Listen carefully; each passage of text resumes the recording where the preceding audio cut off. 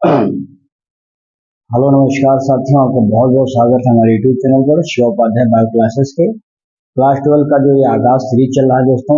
आज उसका last lecture होगा जिसमें आज हम लोग देखने वाले हैं कि पोस्ट फर्टिलाइजेशन क्या है, क्योंकि ये आप कह सकते हैं कि this is the last lecture of the first chapter sexual reproduction in the flowering plant. So friends, we will talk about the post fertilization. What is the post fertilization? You know that the fertilization fertilisation क्या है, fertilisation के process को हमने समझा। तो उससे पहले क्या क्या प्रोसेस था, सारी बातें हम लोगों ने already we have done. So now we will talk about the after the fertilisation. ये फर्टिलाइजेशन अभी हो चुका है, अब क्या क्या बदलेगा, क्या क्या चेंजेस देखने को आपको मिलेंगे। तो फ्रेंड्स, आप जानते हैं कि जब फर्टिलाइजेशन हो जाता है तो इसमें आपको सीड बनते हैं। सीड आप जानते हैं क्या है, एक फर्टिलाइज ओवरी भी है। आपने पढ़ा होगा ओवरी। ओवरी और ओवरी के अंदर क्या होता था, ओव्यूल। वही ओव्यूल बदल जाता है सीड में, और जो ओवरी होता है वह ओवरी क्या बन जाता है, फ्रूट में बदल जाता है। तो फ्रेंड्स, हम कह सकते हैं कि यह एक प्रकार से फर्टिलाइज ओव्यूल होता है, और ये फर्टिलाइजेशन के दौरान क्या होता है कि वही ओव्यूल चेंज हो जाता है सीड में, जिसमें कई सारी चीजें आपको देखने को मिलेंगी। यानी इसमें आपको सीड कोड देखने को मिलेगा, इसमें आपको कॉटिलिडन्स देखने को मिलेगा, इसमें आपको एम्ब्रियोनल एक्सिस देखने को मिलेगा। ये तमाम चीजें आपको देखने को मिलने वाला है। और फिर हम बात करेंगे सीड के बाद फ्रूट क्या है, ये भी बनेगा इसमें। फिर इसमें हम बात करेंगे कुछ पार्थिनोकार्पिक के बारे में, क्या होता है, पॉलिम्ब्रियोनी क्या होता है। तो छोटे छोटे टॉपिक्स हैं फ्रेंड्स, इसको हम बहुत ही कम समय में ये सेशन कंप्लीट करेंगे। तो आप लोग अपना नोटबुक निकाल लीजिए और बढ़िया से नोट बनाते हुए चलेंगे। वीडियो अच्छा लगेगा तो लाइक शेयर कमेंट जरूर करेंगे, और जो वीडियो को अभी तक सब्सक्राइब नहीं किया प्लीज आप लोग सब्सक्राइब जरूर करेंगे। तो चलिए देखते हैं इसमें। पहला हम बात करेंगे इसमें फर्स्ट क्या है, इसमें सीड डेवलपमेंट। देखेंगे भाई, सीड का डेवलपमेंट क्या है। अभी मैंने आपसे बताया कि एक प्रकार से कह सकते हैं क्या है ये, फर्टिलाइज ओव्यूल होता है। देखेंगे इसमें, देख लेंगे ये क्या है। सीड हमारा फर्टिलाइज्ड ओव्यूल हो गया। समझ आ गया पहली बात, फर्टिलाइज क्या है, ये ओव्यूल होता है which is final product of sexual reproduction. यानी सेक्सुअल रिप्रोडक्शन होने का जो फाइनल प्रोडक्ट होता है वो क्या होता है, हमारा सीड ही होता है। तो सीड आपने देख लिया पहली बात। फिर आगे देखेंगे इसमें, इट कंसिस्ट स्पेशली हम बता देंगे, इट कंसिस्ट मैनी लेयर्स, तीन जो भी होंगे। जैसे इसमें मैं बात करता हूँ इसमें कौन कौन से लेयर हो सकते हैं। तो जैसे मैं आपसे बात करूंगा इसमें सीड कोट क्या होता है, ये सीड कोट होता है। ठीक है, ये लगभग आप बता देंगे कितने होते हैं। तो नंबर में बता देंगे, एक से या दो नंबर में होते हैं। जिसके पास हैविंग ओपनिंग क्या होता है, इसके पास एक छोटा सा ओपनिंग होता है। ओपनिंग इज कॉल्ड, क्या कहते हैं, कॉल्ड माइक्रोपाइन। ठीक है ना। फिर देखेंगे इसमें काम लगाएंगे, जो आउटर वाला भाग है यानी आउटर इंटेगुमेंट जो होता है ये क्या बनाएगा, आउटर सीड कोड बनाएगा। आउटर सीड कोड बनाएगा, इसका नाम क्या हो जाएगा, ये इंपॉर्टेंट है, टेस्टा। ठीक है ना। और जो इनर वाला होगा, इनर इंटेगुमेंट जो होगा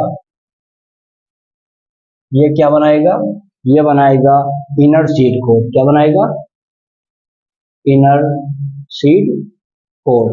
और इसका नाम आप बता देंगे यहाँ पर टैगमन। क्या बोलते हैं इसको, तो लिख लेंगे यहाँ पर TEGMEN, टैगमन के नाम से जानते हैं इसको। क्या बोलते हैं भाई, टेस्टा। आप देखेंगे मैंने पढ़ाया होगा कि जो ओव्यूल होता है, ओव्यूल के चारों तरफ की जो लेयर्स होती थी उसको इंटेगुमेंट कहते थे। जैसे आपने मेल वाले में पढ़ा था तो उसमें क्या था, माइक्रोस्पोरेंजिया वाले में आउटर इपिडर्मिस था, इंडोथीसियम था, मिडिल लेयर था, और कौन सा था हमारा टेप्टम लेयर था। ये 4 लेयर थे।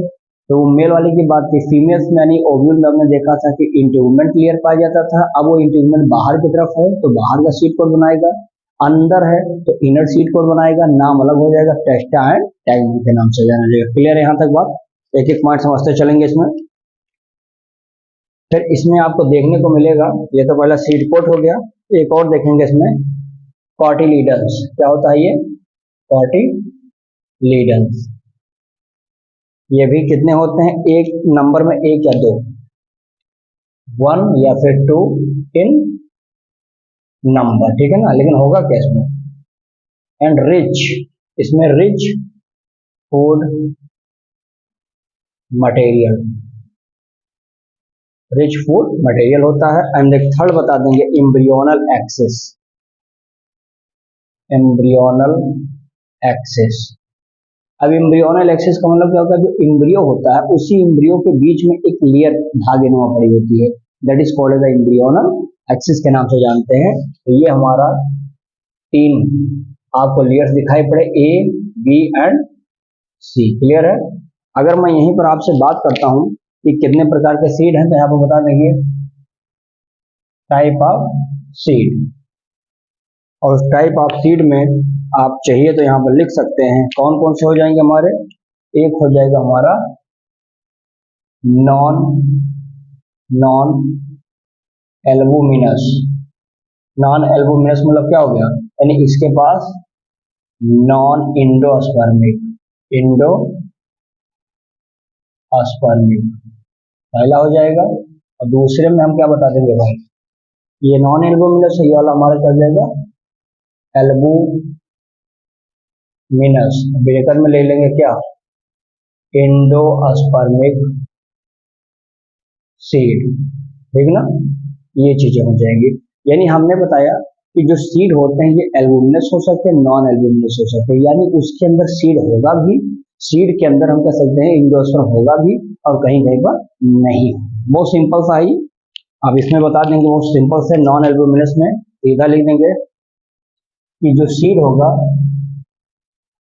सीड हैव नो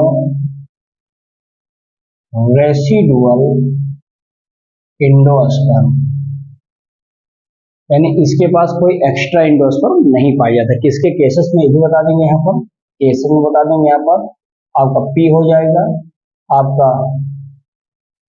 ग्राउंड नट हो जाएगा। यानी ये जो एग्जाम्पल है, इनके पास किसी प्रकार का इंडोस्पर्म रेसिडुअल फॉर्म में नहीं पाया जाता। लेकिन यहाँ पर क्या होगा? Seed have residual endosperm, seed have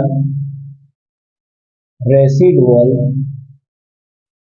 endosperm. किसके केस में? तो बता देंगे व्हीट में और मेज के केसेस में। एग्जाम्पल बताएंगे यहाँ पर, व्हीट में यानी कि टिटकम एस्टिबम, मेज में यानी जिया मेज। भाई क्या साइंटिफिक नेम भी रखते चलिए, टिटकम एस्टिबम कहते हैं गेहूं को, जिया मेज कहते हैं मक्के को। तो ये 2 ऐसे एग्जाम्पल है जिनके पास भरा पड़ा रहता है इंडोस्पर्म। कितना एनर्जी चाहिए, कितना रिजर्व फूड मटेरियल चाहिए, सारी चीजें आपको देखने को यहाँ पर मिल जाएंगी। क्लियर यहाँ तक बात है? अब इसके कुछ 2-4 पॉइंट में बताता हूं जो हो जाएगा हमारा, कुछ इसके एडवांटेजेस। एडवांटेजेस मतलब क्या लाभ है, क्या इंपॉर्टेंट है सीड का। बहुत इंपॉर्टेंट क्वेश्चन है, बहुत कुछ है नहीं इसमें, देखिए सिंपल है। सबसे पहले तो बता देंगे कि ये क्या करता है। सीड हमारा प्रोसेस धारण करके रखता है, seed process better adaptive strategies. क्या होता है? स्ट्रेटजीज, यानी इसके पास बहुत अच्छी तरीके होते हैं ताकि अपने आप को क्या कर सके, धारण कर सके और अलग अलग माहौल में ढाल सके। पता लगा कि आपने एक मुट्ठा गेहूं फेंका था बोने के लिए और सबके सब मर गए, क्यों? टेम्परेचर ज्यादा हो गया था। तो ऐसा हो जाएगा तो पता लगेगा किसान बेचारा परेशान हो जाएगा। तो ये चीजें क्या होता है, सीड के अंदर ऐसी क्वालिटी होनी चाहिए, या सीड ऐसा होता होगा जिससे हम अगर 100 दाना डालें तो 2, 4, 10 दाना डिस्ट्रॉय हो सके, नष्ट हो जाए, लेकिन बाकी हमारा क्या कर सके, एक नए पौधे को जनरेट कर सके। ये चीजें होनी चाहिए। तो वही चीज मैंने लिखा है पहले पॉइंट में। एक पॉइंट चाहिए तो इसमें और लिख सकते हैं।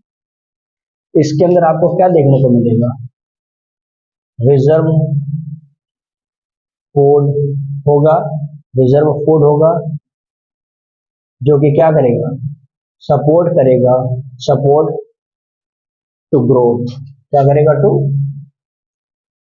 ग्रोथ, ये ग्रोथ करने में मदद करते हैं। और फिर बताएंगे इसके पास क्या होगा, हार्ड सीड कोट होता है इसके पास, ब्रेकर में देख लो क्या, टेस्टा वाला था और ये कौन सा था, टेगमैन, यही तो दोनों लेयर थे। तो ये दोनों क्या करते हैं, बाहर से उसको प्रोटेक्ट करते हैं सीड को।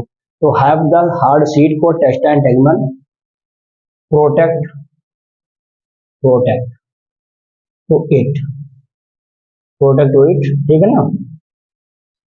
एक पॉइंट ये और इसमें और बढ़ा लीजिए, लिख लेंगे सीड्स स्टोर्ड, सीड को स्टोर किया जाता है कहाँ पर, to be consume, consume throughout the year, यानी हम कई लंबे सालों तक छोड़ देते, जैसे गेहूं का दाना है, हमने गेहूं हमारे देश में बहुत ज्यादा हो गया, अब हम उसको एक स्थान पर प्रिजर्व कर देते हैं, खराब नहीं होता है, हम जब चाहें तब उसको क्या कर सकते हैं, यूज कर सकते हैं। तो यही चीज कह रहा है कि सीड की ऐसी क्वालिटी होनी चाहिए, इसका ऐसा हम बता सकते हैं कि उसकी विशेषता होनी चाहिए, दैट मीन्स एडवांटेजेस है इसकी, कि हम जब चाहें तहाँ तहाँ जैसे चाहे उसका यूज कर सके, कंज्यूम कर सके due to presence of the storage of energy. तो वो हमारे लिए होना चाहिए ताकि हम उसको लंबे समय तक स्टोर करके और जब चाहिए जब हम उसको यूज कर सके अकॉर्डिंग टू आवर नीड। समझ में आ गया। तो इतनी बातें थी किसके बारे में, सीड के बारे में। इसका स्क्रीनशॉट लीजिए फिर अगला बताएं।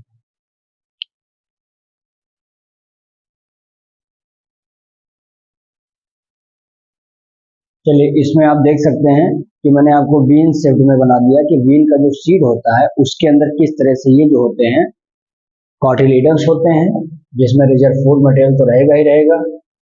और यहाँ पर आप देख सकते हैं कि किस तरह से माइक्रोपाइलरेंट को भी आप शो कर रहे हैं, यहाँ पर ये आपके बीन सीड में होगा। और वहीं पर आप कैस्टर जो हमारा होगा, कैस्टर जो कि डाइकोटिलीडन्स होता है उसमें आप देखेंगे तो यहाँ पर आपको शो किया जा रहा है कि ये सीड कोड को दर्शा रहा है, इतनी सब चीजें, ठीक है ना। ये सब हमारा क्या हो जाएगा, एक प्रकार से इंडोस्पर्म हो जाएगा। ये बेस जहां से यानी कि रूट एक्सिस के नाम से जाना जाता है, जिसको हाइपोकॉटिल के नाम से जानते हैं। तो ये हमने कहीं ना कहीं बताया है कि कैस्टर के केसेस में किस तरह से इंडोस्पर्म कहाँ पे होते हैं, सीड कोड कैसे बने होते हैं, ठीक है ना। तो ये चीज आपने यहाँ पर देख लिया। अब आगे हम देखेंगे फ्रूट्स के बारे में। ये हो गया हमारा सीड के बारे में। नाउ देखेंगे अगला हमारा आ जाएगा, क्या आ जाएगा, fruits development.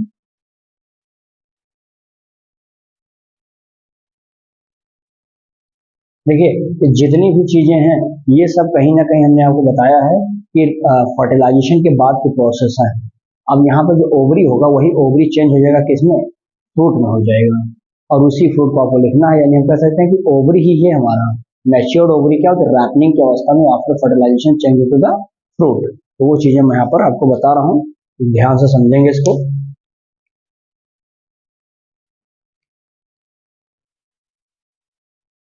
Ovary, the ovary mature to form, क्या बनाएगा ये, टू फॉर्म फ्रूट, ठीक है ना। तो ले लेंगे यहाँ पर लगा देंगे, आगे यहाँ से लिख लेंगे टेस्ट, आगे लिख लेंगे, बढ़ाएंगे इसमें क्या लिखना है भाई,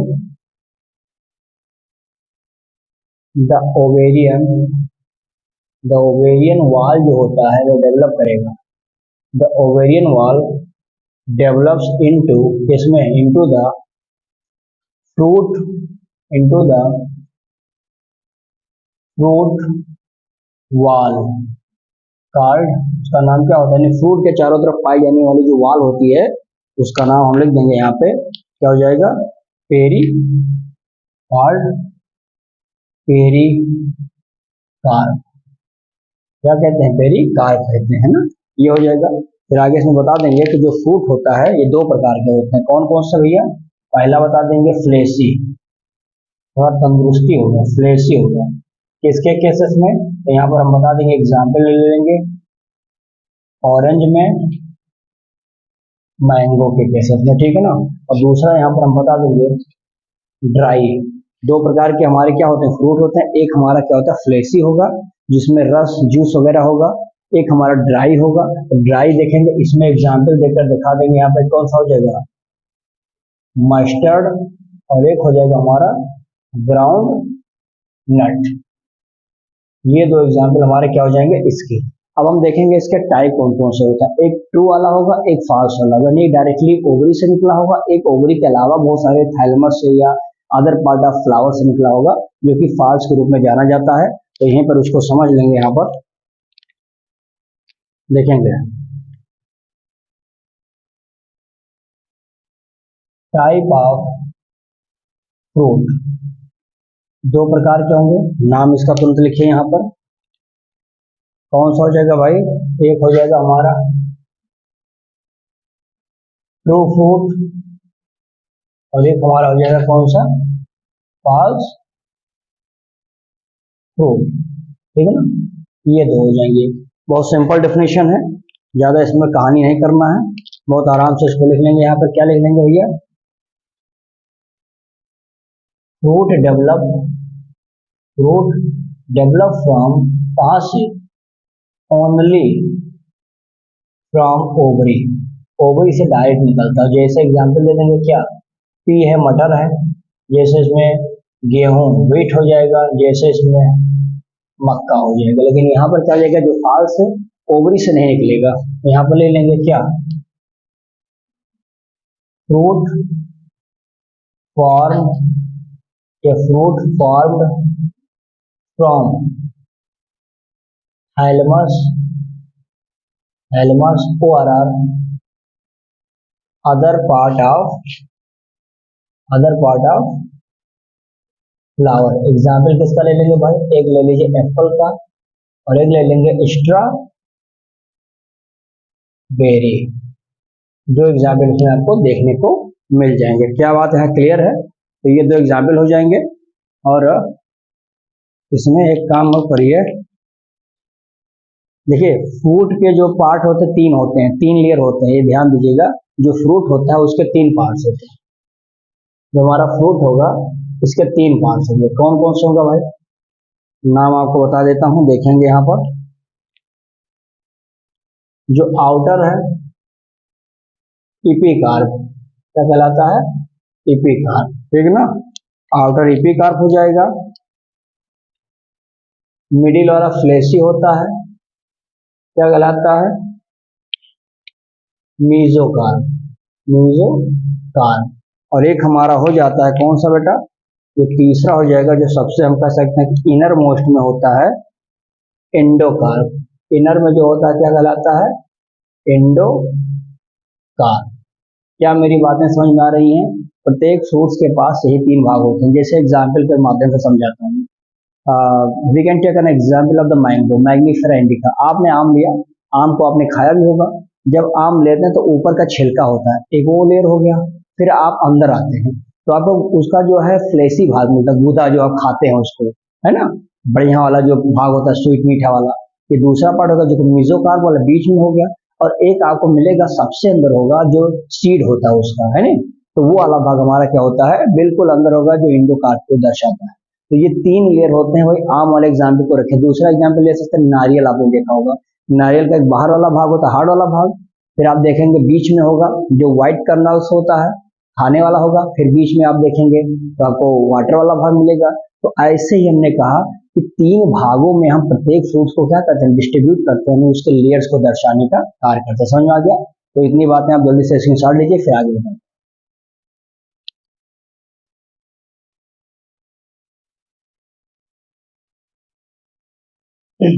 चलिए इसमें देखेंगे, हमने आपको एक फास्ट फूड यानी एप्पल का बना के दिखाया है, जिसमें आप देख सकते हैं ये एप्पल है, जिसमें ये भाग पूरा थैलेमस वाला हो जाता है, और ये दो है सीड हमारा होता है। ठीक है ना, इसी को मैंने और सेक्शनाइज कर दिया जिससे और आपको कंफर्म हो जाए। तो आप देख सकते हैं यहाँ पर कि ये सब जो आपको दिखाई पड़ते हैं, ये हमारा क्या होता है, एक मेसोकार्प वाला भाग हो जाता है।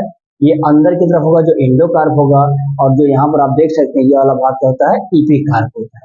तो ये हमारे कौन से हैं, ये तीन फ्रूट्स के लेयर होते हैं। तीनों को हमने एक फास्ट फूड यानी एप्पल में दिखा दिया आपको। तो एप्पल हो गया, मैंगो में भी देख सकते थे, आप कोकोनट्स वाले में भी देख सकते थे। तो अलग अलग एग्जाम्पल आप ले सकते हैं, ये अपने आप उसको रिविजन करने के लिए उसके लेयर्स को। क्लियर है।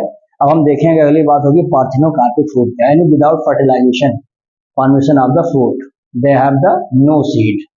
बनाना सीड है उसके पास, नहीं होता है। तो ये हमारा किस में आता है, पार्थिनोकार्पिक में आ जाता है। देख लेंगे इसमें फ्रूट्स आर फॉर्म कैसे, विदाउट फर्टिलाइजेशन। ठीक है ना, क्या कहलाते हैं ये, पार्थिनोकार्पिक फ्रूट कहलाते हैं। इतनी बातें आपको समझ में आ गई होंगी कि fruit are form without the fertilisation is called as the parthenocarpic fruit. एक बात और इसमें लिख लेंगे, they have no seed, seed नहीं होता है। जब फर्टिलाइजेशन ही नहीं हो तो सीड कहां से बन जाएगा। एग्जाम्पल बता देंगे कौन सा, एग्जाम्पल यहाँ पर बता देंगे हम लोग, बनाना, इसका हो जाएगा बनाना। समझ में आ गया। इसको हम आर्टिफिशियली भी इंड्यूस कर सकते हैं, ये भी ध्यान दीजिएगा। चाहिए तो इसमें आगे बढ़ा लीजिए कि यहाँ पर लिख लेंगे आर्टिफिशियली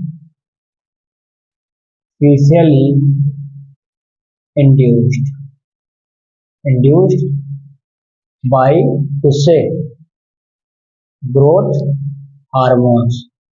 आप ग्रोथ हार्मोन दे दीजिए, इसको आप इंड्यूस कर सकते हैं बिना फर्टिलाइजेशन के, बिना सीड के आप क्रिएट कर सकते हैं, यानी हम इंड्यूस कर सकते हैं हार्मोन्स की वजह से। समझ में आ गई इतनी बातें।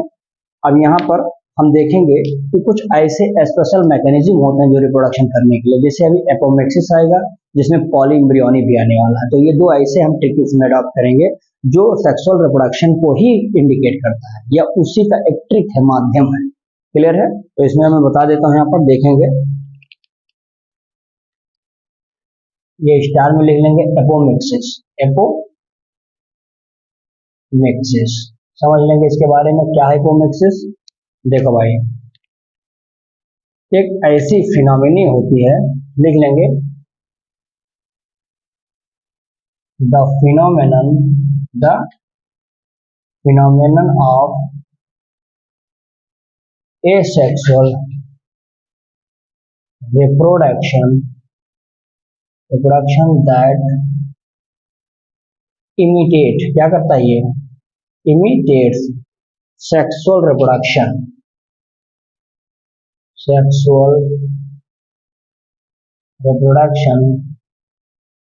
by formation of seed without fertilization। बिना फर्टिलाइजेशन के हम लोग क्या करते हैं, इन्होंने कहा कि the phenomena of asexual reproduction that imitate sexual reproduction, यानी सेक्सुअल रिप्रोडक्शन के द्वारा इमिटेट किया जा सकता है by the formation of the seed के द्वारा, लेकिन विदाउट फर्टिलाइजेशन। क्या कहलाता है, उसको बोलते हैं एपोमेक्सिस।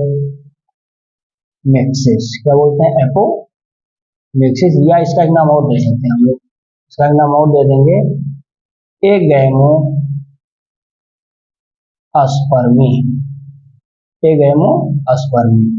तो इसके बहुत सारे ट्रिक हैं, कोई भी यहाँ पर हमने ले लिया जिसको, इसको दो ट्रिक के माध्यम से कर सकते हैं। देखिए कौन कौन से मेथड है। तो मेथड नंबर 1 आप चाहिए तो कर लेंगे क्या, कोई भी एक डिप्लॉयड आप एग ले लीजिए, इसमें आप रिडक्शन डिवीजन मत कराइए, इसमें जो है रिडक्शन डिवीजन जो होता है हम क्या करेंगे, नहीं कराएंगे। और क्या डेवलप करेंगे, डेवलप कर देंगे इनटू एम्ब्रियो, डेवलप कर देंगे क्या, डेवलप इनटू एम्ब्रियो। लेकिन कैसे, विदाउट फर्टिलाइजेशन, बिना फर्टिलाइजेशन के आप चाहते हैं कि एम्ब्रियो का डेवलपमेंट किया जा सके, यानी फर्टिलाइजेशन मत कराइए, एम्ब्रियो का फॉर्मेशन कर लीजिए। ये कब संभव है, जब कोई डिप्लॉयड एग जो होगा इसको बिना रिडक्शन के हम लोग क्या करते हैं, आगे बढ़ा देंगे। तो ये प्रोसेस हो सकता है, ठीक है ना, एपोमेक्सिस कर सकते हैं। एक मेथड और है, एक ट्रिक और कर सकते हैं आप इसको करने के लिए। कुछ ऐसे सेल्स होते हैं, यानी आपने सुना होगा न्यूक्लियस, भाई न्यूक्लियस के बहुत सेल होते हैं, तो कुछ न्यूक्लियस के सेल ले लीजिए, ठीक है ना। न्यूक्लियस के कुछ सेल लीजिए जो कैसे होते हैं, तो यह डिप्लॉयड इन नेचर होते हैं। ये स्टार्ट करते हैं क्या, start dividing and without fertilisation और डेवलप क्या कर लेंगे, डेवलप एम्ब्रियो का फॉर्मेशन कर लेंगे। एग्जाम्पल अगर आपसे कोई पूछे कौन से हो सकते हैं, तो एग्जाम्पल बता देंगे मैंगो का, और एक बता देंगे कौन सा, साइट्रस फ्रूट। नींबू के केसेस में और आम के केसेस में आप देख सकते हैं कि न्यूक्लियस के सेल जो कि बहुत सारे होते हैं, उसके कुछ सेल को लेते हैं जो कि डिप्लॉयड इन नेचर का होता है, वो डिवीजन करेगा, स्टार्ट करेगा, लेकिन विदाउट फर्टिलाइजेशन नहीं कराएंगे। और यहाँ पर आप देखेंगे कि एक एम्ब्रियो का फॉर्मेशन हम लोग कर सकते हैं, यानी ये सब एपोमिक्सिस के अंतर्गत क्या हो सकते हैं, आ सकते हैं। क्लियर है, समझ लेंगे इसको, बहुत आसान है। इसको लिख लीजिए, फिर एक टॉपिक छोटा सा पॉलीएम्ब्रियोनी बता दें, फिर इसको हम करेंगे।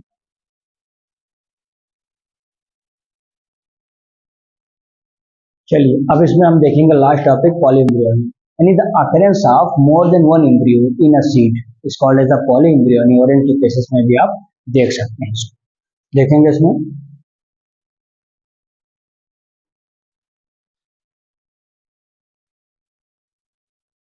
The occurrence of more than one embryo, कहां पर, in a seed called polyembryony, ठीक है ना। इसको हम बोलते हैं क्या कहते हैं, पॉली एम्ब्रियोनी कहते हैं। एग्जाम्पल यहीं पे लिख दीजिए चाहो तो, ऑरेंज, ऑरेंज के केसेस में इसके भी कई सारे तरीके होते हैं, यानी हम सिनर्जिड सेल से ले लें, इंटीग्यूमेंट सेल से ले लें, या न्यूक्लियस सेल को ले लें, डायरेक्टली एम्ब्रियो में हम क्या करें, कन्वर्ट करें, ये भी प्रोसेस है। तो इसके कुछ तरीके हैं, मैं इसको लिखता हूँ यहाँ पर, बेमनब तरीका, कौन कौन से तरीके हैं जिससे हम एक पॉलीएम्ब्रियोनी बना सकते हैं, ठीक है ना। तो पहला तरीका देखेंगे यहाँ पर, पहला लिख लेंगे, development of cell, development of cells, कौन कौन से, लाइक सिनर्जिड्स, ले लेंगे सेल ऑफ न्यूक्लियस, फिर लिख देंगे यहाँ पे सेल्स ऑफ इंटीग्यूमेंट्स, ठीक है ना, इंटीग्यूमेंट्स, इसमें इंटू सीड खत्म करेंगे, सॉरी सीड क्या करेंगे, इंटू एम्ब्रियो। यानी ये सारे जो सेल्स आपको दिखाई पड़े हैं, चाहे वो सिनर्जिड्स हो, चाहे सेल्स ऑफ न्यूक्लियस हो, चाहे वो सेल्स ऑफ इंटीग्यूमेंट हो, ये डायरेक्टली किसमें चेंज हो गए हैं, एम्ब्रियो में हो गए हैं। तो इसको हम बोलते हैं पॉलीएम्ब्रियोनी बनाने का एक स्पेशल तरीका है। ये तो बात ही हो गया, एक तरीका और आप बता सकते हैं, दूसरा बना दीजिए, formation of more than one embryo sac, कहाँ पे, इन ओव्यूल, यानी एक ओव्यूल में एक से ज्यादा एम्ब्रियो सैक का फॉर्मेशन करना, अगर आपने कर दिया तो भी पॉलीएम्ब्रियोनी बनने के चांसेस हो जाते हैं। एंड द लास्ट वन देखेंगे इसमें क्या ट्रिक है, formation of more than one egg, कहां पर, इन एम्ब्रियो सैक, यानी एक एम्ब्रियो सैक में एक से ज्यादा एग सेल का क्या हो जाए, फॉर्मेशन अगर हो रहा है, तो भी पॉलीएम्ब्रियोनी बनने के चांसेस देखने को आपको मिल सकते हैं। So in this way friends, we have just completed our first chapter in class 12 sexual reproduction in the flowering plant. So this lecture was the last lecture, that is the final lecture. आपको ये lecture देखने को मिलेगा कल, ये lecture आप देख सकते हैं। और आई होप कि आप लोगों ने शुरू से अगर क्लास अटेंड किया होगा तो आपको बहुत बेहतर तरीके से समझ में आया भी होगा, और यदि आपने नोट्स बना रखा होगा तो और भी बेहतर तरीके से आप समझेंगे। At the time the examination time आप इसको एक बार देख लेंगे तो भी बहुत सारा आपका फ़ायदा हो जाएगा। तो फ्रेंड्स, अभी तो ये पहला चैप्टर था, हमने शुरुआत किया था, आप लोगों का बहुत सपोर्ट, बहुत प्यार मिला है, और ये लगातार निरंतरता बरकरार रखिए। हम इसको पूरा 12th के ऑल सिलेबस बायोलॉजी को इसी यूट्यूब पर फ्री ऑफ कास्ट अपलोड करेंगे। आप लोग सिर्फ इसको सब्सक्राइब, चैनल को लाइक, कमेंट, शेयर करिए, और बाकायदा बेहतर तरीके से नोट्स बनाइए, वीडियो को अच्छे से वॉच करिए, देखिए, बिना उसको स्किप किए। स्किप कर देंगे तो बीच का भाग कट जाएगा, तो फिर आपको समझ में नहीं आएगा, है ना। तो आप बिल्कुल शुरुआती दौर से इसको देखते चलेंगे, और आई होप कि अगर आप देखते रहेंगे, सुनते रहेंगे, समझते रहेंगे, तो आपको एग्जाम में रिजल्ट इसका देखने को मिलेगा, बहुत ही अच्छे रिजल्ट में। ठीक है ना। तो ठीक है फ्रेंड्स, अब हम लोग मिलते हैं, किसी दूसरे चैप्टर्स को लेकर के आएंगे। तब तक के लिए आप लोग उसका स्क्रीनशॉट लीजिए और वीडियो को लाइक, कमेंट, शेयर जरूर करिएगा। जो सब्सक्राइब चैनल को नहीं किया वो सब्सक्राइब करेंगे। डिस्क्रिप्शन लिंक में आप जाएंगे तो डिस्क्रिप्शन में आपको व्हाट्सएप और टेलीग्राम का लिंक पड़ा है, वहाँ पे आप जा करके ऐड हो जाइए, ज्वाइन कर लीजिए, जिससे आप और सारे इसके PDF यहाँ पर आपको नोट्स मिल जाएंगे। तब तक के लिए बहुत बहुत धन्यवाद।